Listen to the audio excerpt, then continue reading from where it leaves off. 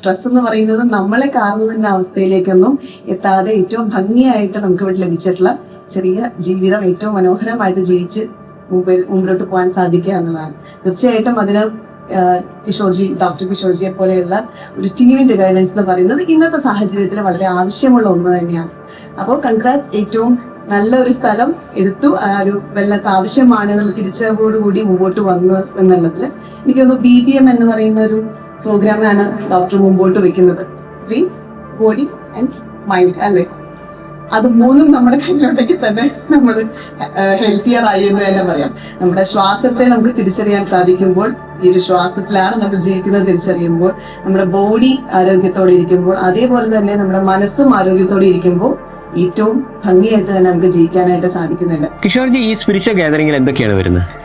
Breathing based meditation തെറാപ്പിയും ചക്ര activation മെഡിറ്റേഷനും സൂര്യദർശനം ഇതിൻ്റെ ഒരു പ്രത്യേകതയാണ്.